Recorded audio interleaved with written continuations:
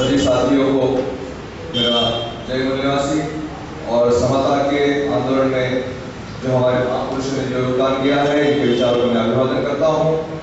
साथियों, भाषण करने नहीं आया हूँ, मैं केवल मेरा जो आनंद जो मुझे हुआ जो करने आया हूँ। कल दोपहर को ये कार्यक्रम आज होने जा रहा है और यदि कल दोपहर को इस कार्यक्रम के लिए अगर पहले कोई अगर इस मंच के लिए यहाँ पर नागपुर में कोई अगर आया होगा तो ये मेरे तीन बुजुर्ग, मेरे गार्डियन माननीय मास्टर मानसिंह साहब, फकीरचंद साहब और 100 साल से इसकी ज्यादा जिनकी उम्र है डॉक्टर गुणाधर बर्मन, ये तीन लोग आए और 3000 लोग आ गए और कोई आए तो चलेगा। एक बच्चे को हम चॉकलेट दिखाते हैं, बच्चा दौड़ा दौड़ा चलाता है। जो लोग अपने घर के बाहर निकलने की उनकी दिक्कत है और इतनी आशा के साथ यहाँ आए हैं और इनकी आशा हम आखिरी दम तक हम इनकी आशा को हम टूटने नहीं देंगे। ये संकल्प करके इस नागपुर की दीक्षा भूमि से हम जाएंगे। क्यों नहीं बुलाए हैं हमारे से?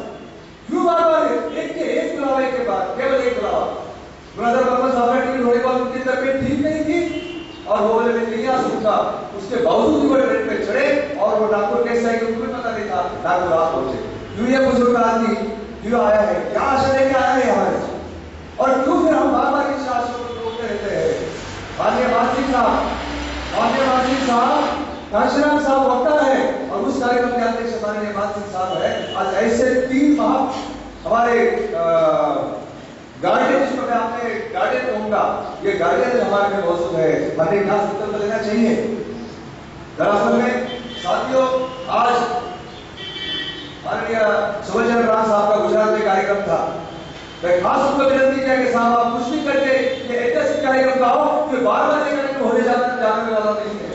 2 और 3 तारीख को मुंबई में कार्यक्रम किया, वो कैसे किया हम मुंबई के कार्यक्रम को पता, उसके बावजूद भी हम उसमें प्रयत्न किया। बार-बार अगर हम इस तरह से यूनिफिकेशन का काम कर रहे क्यों कर रहे हैं? हमें पता है हमारे आदिवासी भाई लड़ाई कर रहे हैं।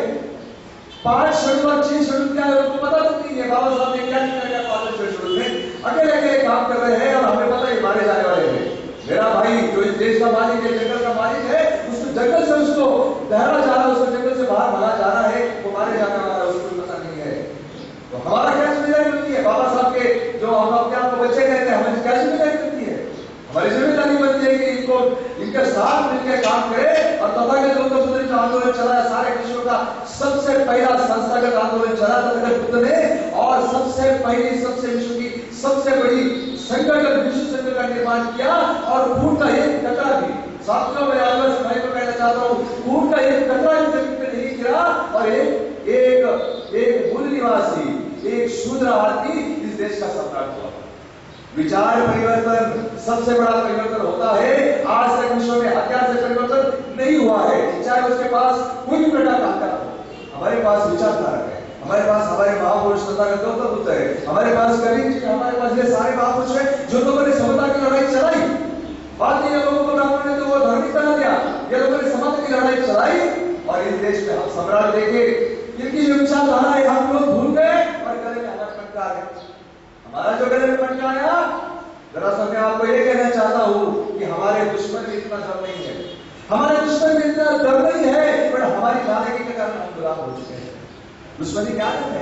चुड़िया पेट का दुश्मन में कोई डर नहीं है। और उसके साथियों आज बहुत बड़े पैमाने पे माननीय ताराराम साहब, एक बार उनको बोला कि ताराराम साहब जब बॉम्बे में आए आपके साथ कुछ बात करनी है, सारा काम छोड़ के माननीय ताराराम साहब के लगाते हैं। ऐसा क्यों होता है? उनको दिल में लगता है कि मैं कुछ करना चाहिए, मेरा जीवन किसी के लिए समर्पित है। मेरे मित्र गोकर मित्रा जी, अभिराम अली सारे अपना अलग अलग संगठन चला रहे हैं, अच्छी तरह से चला रहे हैं, फिर क्यों आज यहाँ आए हैं? उन्हें पता है कि यदि अगर हम ये छोटी छोटी बेटियां अगर महासागर में परिवर्तन हो जाती है, इस देश में विचार परिवर्तन हो जाता है, इस देश का व्यवस्था परिवर्तन करते रहेंगे। मेरे आदिवासी भाई, कोई राजस्थान से आया है, कोई आंध्र से आया है, क्यों आए थे यहाँ पे? क्या आशा लेके आए हैं? और उनके हम लोगों को यही है कि इस जो बॉम्बे के हमारे कार्यकर्ता जो है, इस केवल इस बिल्डिंग के पत्थर के हम व्यू बनना चाहते हैं, पत्थर बनना चाहते हैं।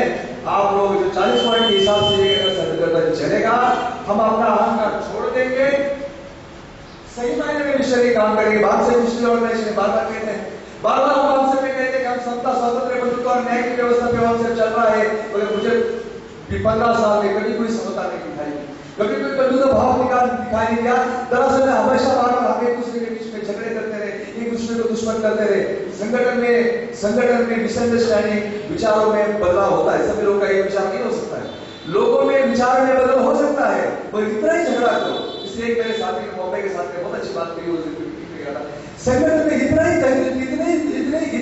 इतनी तकरार होनी चाहिए, दो आदमी में इतने मतभेद होने चाहिए कि अगर सामने से आए तो जय मिले से जय भीम करने में शर्म नहीं आनी चाहिए। इतने दुश्मनी होनी चाहिए, इससे ज्यादा नहीं होनी चाहिए, क्योंकि ये काम हम कोई अपने लिए नहीं कर रहे, ये काम हम समाज के लिए कर रहे हैं। उसके समता स्वातंत्र बंधुत्व न्याय की व्यवस्था से हम ये आंदोलन चलाएंगे, ये संगठन की न्यूज में देंगे और हम अपना अहंकार छोड़ देंगे।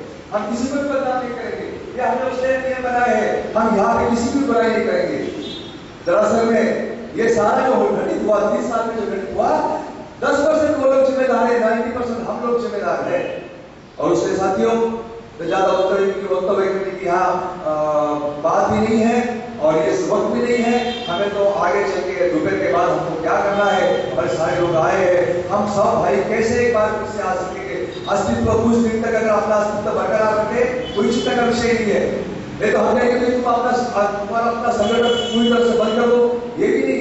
जब तक आपको विश्वास नहीं लगता है कि यह सागर सही दिशा में चल रहा है, अपने अस्तित्व को कायम रखिए, काम करो। और जिस दिन लगेगा आपको कि ये सागर सही दिशा में चल रहा है, अपने आप को सागर में बोलो और सागर में अपने को दिल मिलाओ। हम यहाँ केवल एक भाई दूसरे भाई का दिल मिलने के लिए आए हैं। अगर एक भाई दूसरे भाई की अगर गलतियों को हल्की हल्की से माफ कर देता है, अगर हम अपने दिल यहाँ से खूब सारे मेरे साथी मेरे भाई संजय जी बॉम्बे से आए, ये खूब सारा दिन काम किए, आज वो इस पर यहाँ पे आप बैठे हमारे बीच आशाएं हैं, खूब सारे लोग की आशाएं। मैं छोटा सा उदाहरण देना चाहता हूँ। मैं एक दिन बॉम्बे में एक शादी के कार्यक्रम में गया और शादी के कार्यक्रम में जाने के बाद उधर माननीय वो आनंद राज अम्बेडकर जी से मिला, शादी में आए। तो आनंद राज अम्बेडकर जी, मेरी दीदी ने जो अभी बयान किया प्राइवेटाइजेशन का, ये आनंद राज अम्बेडकर जी को कहा कि आप इतना बड़ा आंदोलन बॉम्बे में चला रहे हैं और हमारे 240 कंपनियों में ये हाल है, और हमारे इनको कहा कि ये इस साल बीएमसी की 1200 स्कूल प्राइवेट लोगों को पीछे जाने वाली है, बॉम्बे म्युनिसिपल कॉर्पोरेशन।